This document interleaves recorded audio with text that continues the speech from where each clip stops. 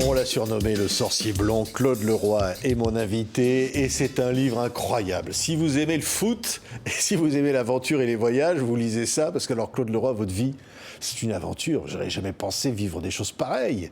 Ah non, loin s'en faut, non. Le hasard de la vie, bon, une éducation déjà au départ tournée vers les autres, avec mes parents, donc très concernés par ce qui se passait ailleurs, et puis après, un départ de Grenoble un peu précipité, et puis des gens, Albert Batten, Joléa, Michel Hidalgo. Des trucs incroyables, on va en reparler, mais le foot, vous dites le foot m'a fait. Oui, mais complètement. M'a construit, m'a structuré, m'a fait exploser de joie, m'a fait pleurer, m'a fait regretter certains choix, m'a convaincu d'autres. C'est l'école, enfin vraiment, ce sont du tout des magots, c'est la permanente école de l'humilité, quoi, parce qu'on croit qu'on a touché le Graal et puis d'un seul coup on se retrouve devant des profondeurs abyssales après une défaite pas prévue. Donc, Et alors au départ, joueur évidemment, oui. Hein, c'est le début, c'est quand même d'être joueur, c'est un rêve quoi. Ben, mon rêve, bon, moi j'avais dit depuis mon plus jeune âge à ma grand-mère bretonne, je lui disais, quand j'avais 4 ans, 3 ou 4 ans, elle me répétait toujours ça, moi quand je serai grand, je boirai, et je fumerai et je jouerai au football. Voilà ce que Avec l'accent. Hein. Ce que je lui disais. Et puis bon, on se rend compte très vite qu'on est plus doué que les autres, parce que quand on parle de la vocation, on peut toujours en discuter. On voit votre fiche, je ne sais pas si c'est pas la fiche Panini là sur l'écran. Là déjà bien blond, hein. Bien blond, bien. C'est la fiche Panini, mais ça c'est à Laval, ça c'est. J'étais déjà en fin de carrière là. Et puis. D'ailleurs, pardon, qu'est-ce qui vous caractérisait sur le terrain? C'est quoi votre truc, vous? Je crois que j'étais un. Bon, c'est ce que les gens ont dit, c'est toujours difficile de parler de soi. Je pense que j'étais un joueur doué techniquement, que j'avais un dribble particulier qui était le râteau, et que j'étais surtout un passeur. En général, mes avant-centres ont marqué pas mal de buts pendant toute ma carrière. Donc vous serviez déjà les autres. J'essayais, oui. J'adorais ça, c'est vrai, donner une balle de but. À l'époque, on comptabilisait pas les dernières passes, ça n'existait pas, mais c'est vrai que c'était un vrai plaisir pour moi. Alors, le foot vous fait rêver, mais surtout il vous fait voyager. Je rêve de jouer un match en première division, c'était mon rêve. C'est mon rêve. Et puis le hasard, là aussi, fait que mon premier match, c'est contre Nantes, ils sont champions de France. Et celui qui commente mon premier match en pro, à l'époque, il n'y a quasiment pas de match télévisé, mais celui-là est télévisé en direct. Et le commentateur, c'est Michel Drucker. Donc vous imaginez qu'avec Michel, ça fait plus de 50 ans qu'on est potes. Et quand on voit son parcours, qui est autrement encore plus quand prestigieux on voit le vôtre. Oui. Attendez, ce que je dis, le titre, c'est Le Sorcier Blond. Pourquoi vous appelez comme ça? Parce que à la première conférence de presse au Cameroun, quand je suis arrivé, bon, j'étais un tout jeune entraîneur, 36 ans, les Camerounais n'étaient pas très contents de me voir arriver parce qu'on donnait à un tout jeune, pour eux nouveau-nés, leur patrimoine national. Et ça leur faisait vraiment pas plaisir. Et mes premières semaines au Cameroun, c'était pas évident parce qu'ils se disaient qu'est-ce qu'il est venu faire là, quoi. Et à la première réunion, on m'a dit, vous savez, dans les délégations, il y a beaucoup de monde, il y a des féticheurs, ce qu'on appelle les conseillers, mais qui étaient des marmiteurs, des féticheurs, des sorciers. Et moi, je leur dis qu'avec moi, il y aurait les joueurs, le staff et un représentant du ministère et de la fédération et personne d'autre, parce que c'est comme ça qu'il faut fonctionner pour être efficace. Et en fin de conférence, je leur dis, de toute façon, il y a deux raisons qui font que ça. C'est que si vous étiez les meilleurs sorciers au monde, il y a longtemps que vous seriez champion du monde. Et deuxièmement, le plus beau sorcier de l'histoire de l'humanité, je dis avec un peu emphatique, c'est Merlin l'Enchanteur chez moi dans la forêt de Brocéliande. Donc c'est pas à moi que vous allez venir me raconter des histoires avec les sorciers. Le langage de vérité là. Hein. Voilà. Et à partir de là, le lendemain, un journaliste a titré Le Sorcier et c'est parti. Et voilà. Et le sorcier blond. Non mais alors vous êtes tombé amoureux de l'Afrique. C'est pas possible parce que vous étiez entraîneur. Là encore récemment, vous étiez au Togo.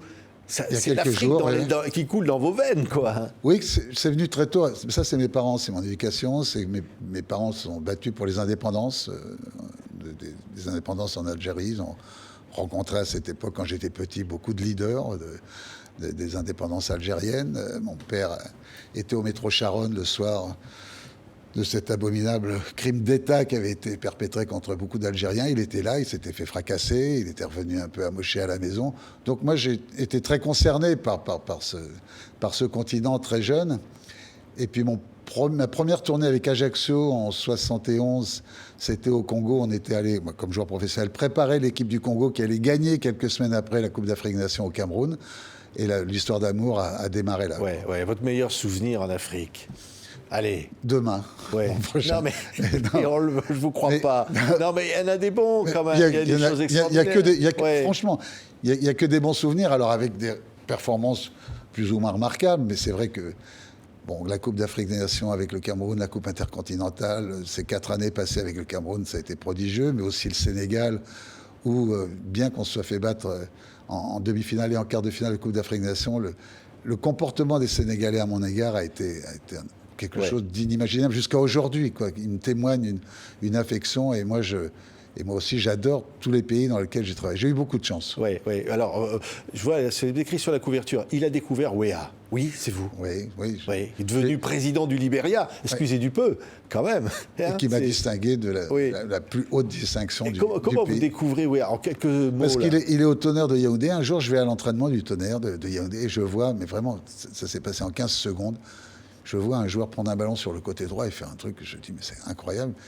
Et moi, je dis, je ne savais pas qu'il était libérien, quoi. Je dis, là, lui, il va bientôt finir avec les Lions indomptables. Et on me dit, non, pas du tout. Il est libérien et il ne peut pas être sélectionnable avec les... Et aussitôt, j'ai appelé Arsène Wenger à Monaco en lui disant, il y a un joueur exceptionnel ici. Et c'est comme ça que son aventure a commencé. Il est parti à Monaco. Il a mis un petit peu de temps pour s'imposer. À ma grande surprise, Arsène était un petit peu dubitatif à un moment. Et moi, je lui disais, t'as un diamant. Il vous en est reconnaissant, encore maintenant? Georges, oui, il m'appelle papa. Il est président de la République. Mais le président de la République vous appelle papa?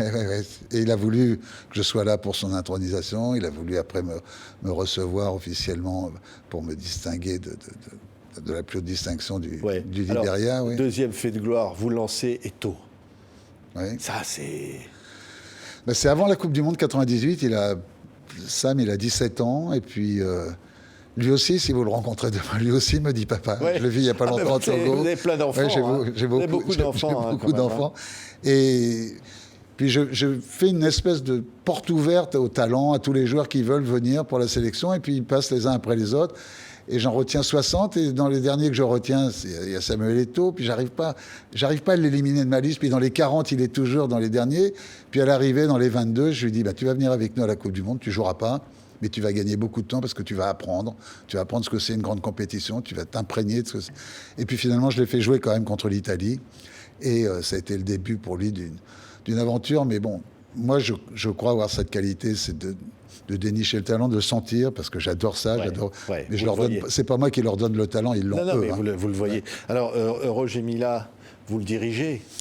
Un vieux compagnon. On a joué l'un contre l'autre au départ. Quand il était à Valenciennes, moi j'étais à Laval, je l'ai connu comme adversaire. C'est l'affection aussi, beaucoup de fraternité, beaucoup c'est d'amour entre ces joueurs. Le foot, c'est une histoire d'hommes. Si on n'aime pas les joueurs, on ne peut pas faire ce métier. Si on n'aime pas ses staffs, on ne peut pas faire ce métier. C'est absolument impossible. C'est beaucoup d'amour, mais en même temps, beaucoup de discipline. C'est-à-dire que pas faire de cadeaux aux joueurs. Le mot discipline même n'existe pas, parce que s'il n'y a pas de discipline, il n'y a pas de foot. Moi, c'est ce que j'explique toujours aux joueurs. S'il y a entraînement à 6h30 le matin, départ de l'hôtel, c'est pas 6h31, parce que j'ai pas de temps à perdre. Donc, les joueurs comprennent ça très vite, contrairement à tout ce qu'on raconte. Si on leur explique le pourquoi des choses, ils sont très facilement réceptifs. Et avec Roger, c'était... jusqu'à aujourd'hui, c'est une longue amitié avec un talent exceptionnel. Il lui a manqué la chance d'arriver dans un grand club du Tonnerre de Yaoundé. S'il était arrivé dans un grand club, il aurait été considéré beaucoup plus tôt comme un des 3 ou 4 meilleurs footballeurs au monde. Il a fallu qu'il ait quasiment 36 ans en 90 pour que le monde entier, à la Coupe du Monde 90, se rende compte du talent de Roger Mila. Le Roi Sané, alors lui, immense joueur, et vous découvrez un jour, enfin quand il commence à se révéler, on vous dit, tu sais pas quoi, son prénom... Patrick, c'est un de vos confrères qui m'appelle un jour, un journaliste allemand qui m'appelle en me disant, vous savez qu'il y a un joueur qui commence à émerger en Bundesliga qui porte votre nom. Je dis, ah bon? quel nom? Il me dit, il s'appelle Leroy Sané. Et je lui dis, mais c'est le fils de Sami Sané. Il me dit, oui. Alors que j'étais allé le chercher à Wattenscheid en Allemagne, Sami Sané, et je l'ai amené avec moi en équipe nationale du Sénégal. Je lui ai fait découvrir le Sénégal, qu'il ne connaissait pas. Et c'est lié à une grande amitié parce que bon, je parlais l'allemand, donc j'avais de la chance. Lui ne parlait pas encore le français, il parlait un petit peu le wolof. Et à partir de là, bon, il y a une grande affection qui est née entre Samy, ma femme aussi, qui était chez lui pour ce voyage, et puis nous. Et puis il a tenu à témoigner de cette estime en donnant mon nom comme prénom à son fils. C'est beau, hein? Oui, c'est magnifique. Je reviens à cette idée de l'amour, du foot et du foot africain. Qu'est-ce que le foot africain j'allais dire, de plus, finalement, qui apporte au foot mondial quelque chose de plus vibrant encore? La pureté. La pureté des joueurs qui émergent dans des championnats incroyables. Et quand on voit d'où ils partent, c'est absolument incroyable. Est-ce que vous imaginez que l'année dernière, en première ligue anglaise, qui est considérée comme le plus grand championnat au monde, les 3 meilleurs buteurs du championnat anglais étaient africains. Un Gabonais, Aubameyang, un Égyptien, Mohamed Salah, un Sénégalais, Sadio Mané. Qui aurait pu dire il y a 10 ans qu'en première ligue, les 3 meilleurs buteurs de la première ligue seraient des joueurs africains? Personne. Ça veut dire que ce continent, maintenant, il faut qu'il ne cesse de me répéter quelquefois, pour ça que je dis que c'est un continent fascinant et fatigant, il faut qu'on se rende compte qu'il faut vraiment travailler sur le long terme, mettre en place des choses, pas se préoccuper de l'argent. C'est pas le fric qui est le plus important, c'est le foot. Il y a des dérives en ce moment. Il y a des dérives dans l'arbitrage. Il y a des dérives dans les relations entraîneurs, dirigeants de fédérations. Il y a des rétrocessions d'argent. Il y a plein de choses qui se passent qui feront pas avancer le foot. C'est ça, vous avez vu ça dans le foot africain aujourd'hui? Et ça, faut les dénoncer. Faut se dire qu'on est là à la disposition des joueurs, à la disposition des staffs. Il faut former des éducateurs. Et le foot africain, un jour ou l'autre, sera champion du monde. Je ne sais pas quand, peut-être que je ne serai plus là, mais c'est évident qu'avec le talent, la potentialité qu'il y a sur ce continent, ce football sera au plus haut niveau mondial. Mais pour le moment, on n'est pas encore là. Et de quel pays pourrait venir ce foot-là? Je crois qu'il y a... il y a des Cameroun, il y a Sénégal, il y a Nigeria, la République démocratique du Congo. Des équipes incroyables. Ils ont des potentiels incroyables. Ça peut matcher là, pour les prochaines... Je ne sais pas, peut-être qu'on n'y est pas encore, mais je pense que ça ne tardera pas. On verra. Pour le moment, il y a un plafond de verre qui est quart de finale. On n'a pas réussi à déplacer, même si ça a failli se faire avec le Ghana en Afrique du Sud. Donc, il faudra déjà franchir le cap d'arriver aux demi-finales et à la finale. Mais on n'en est pas loin. Mais il faut respecter les âges dans les catégories de jeunes. Il y a une chose qui n'est pas normale, c'est que l'Afrique gagne plein de titres de champion du monde chez les jeunes et rien au niveau des seniors. Ce qui veut dire qu'il y a encore trop de triche sur l'âge chez les jeunes, et là, il va falloir commencer à réguler ça, à respecter les âges. Il vaut mieux perdre un match des moins de 17 avec des joueurs de 17 ans que le gagner avec des joueurs de 23 ans. Donc ça commence là. Mais oui, puis là, il y a certainement, là même peut-être en Afrique, il y a les joueurs de demain, il y a les champions de demain, partout, des gamins qui sont là, qu'il va falloir découvrir, à qui il va falloir donner sa chance. C'est pour ça qu'il faut mettre le paquet sur les championnats de jeunes, sur le football féminin aussi, parce qu'il y a une potentialité incroyable. Moi, j'ai lancé une opération qui s'appelle Graines du Togo au Togo, on est à la 3e édition. C'est 15 000 gamins, garçons et filles qu'on a vus dans tout le pays, dans tous les villages, partout. Bien évidemment, de ces 15 000 gamins vont émerger les joueurs de demain. Il y a déjà des talents qui commencent à arriver. J'ai un de mes joueurs, le dernier match contre le Kenya, qui avait 16 ans, qui a commencé à jouer en équipe nationale à 16 ans. Et il y en a d'autres. Mais il faut vraiment former des éducateurs de très haut niveau. C'est la base de tout. Oui. C'est l'éducation, et c'est pas que dans le foot, c'est partout. Mais là, quand on voit ces souvenirs, je disais, c'est incroyable, ce tour du monde incroyable. Vous n'arrêtez pas de partir d'une équipe, vous revenez en France, vous repartez, mais c'est toujours l'Afrique quand même où vous revenez. Tôt ou tard, vous y revenez.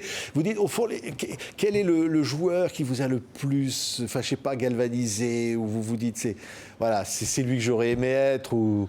Bah, vous les avez cités, c'est vrai que quand on voit jouer Georges Weah tout jeune, quand on dirige aussi longtemps que j'ai dirigé Roger Mila, quand on commence à travailler avec un Samuel Eto'o qui fait ses premiers pas au plus haut niveau mondial, ce sont des joueurs d'un talent incroyable, mais il y en a encore beaucoup d'autres avec qui j'ai joué, des Shabani Nanda, des Trésor Mputu, qui est inconnu en Europe, mais qui a jamais voulu quitter la RDC, mais qui était un véritable joyau. Partout, il y a un Victor Diagne qui a raté sa carrière à cause d'incompréhension familiale dans une négociation avec Monaco, mais qui était aussi un pur talent. Donc partout, il y a des joueurs exceptionnels. Mais il faut les encadrer, il faut leur faire prendre conscience que c'est une chance inouïe de faire du foot son métier, qu'il faut être prêt à tous les sacrifices, que c'est pas facile. Beaucoup de sacrifices. Oui, faire une carrière de haut niveau, c'est pas facile. Si on pense qu'il suffit d'avoir du talent, c'est pas suffisant. Il faut du talent, mais après c'est beaucoup de boulot. Qu'est-ce qu'il faut, j'allais dire, en plus pour devenir un génie quelque part, pour devenir ce joueur? Faut être très costaud mentalement. Il faut être très costaud mentalement. Il faut emmagasiner, beaucoup de confiance, pas avoir peur de se remettre en question en permanence, pas toujours penser que c'est de la faute des autres. Quand on fait un mauvais match, en général, on trouve toujours de faux arguments et tout quand on fait un mauvais match et ou qu'on ne s'est pas bien préparé. Moi, ma carrière, elle est toute simple. Quand j'ai été célibataire, que je commençais à gagner un petit peu d'argent, mais c'était des salaires de cadre supérieur, à peine à l'époque. Je faisais beaucoup la fête, j'étais étudiant en même temps avec mes amis et je me plaignais toujours de ne pas jouer, mais finalement c'est parce que je me préparais bien. Le jour où j'ai rencontré Eva, ma femme, c'est marrant, la courbe est devenue inversement proportionnelle à mes sorties, c'est-à-dire que d'un seul coup j'ai commencé à être titulaire, à jouer tout le temps, parce que ma préparation était bonne, parce que je faisais plus n'importe quoi, parce que j'étais sérieux, et d'un seul coup j'avais plus à me plaindre des entraîneurs qui me retenaient pas dans le 11 de départ et qui avaient raison de le faire quand je menais une vie qui était un petit peu dissolue. Merci. Claude Leroy, on ne réussit jamais seul. Non. Surtout quand on a la chance que vous d'avoir eu Eva. Oui, absolument. Vous resterez toujours le sorcier blond. Oui, ça, c'est l'image que vous voulez qu'on ait de vous. Non, c'est pas une image, c'est venu comme ça. Et puis, j'ai eu la chance partout que les gens m'aiment bien, que me reçoivent d'une façon incroyable, que j'ai une relation très forte avec ce continent. Et j'en suis très fier, oui, très très fier. Merci Claude Leroy, le sorcier blond. Voilà, vos souvenirs sont là. Et si vous aimez le foot, si vous aimez l'Afrique, évidemment, vous trouverez des choses absolument remarquables là-dedans. C'est chez Artaud. Merci beaucoup, Claude Leroy était avec nous.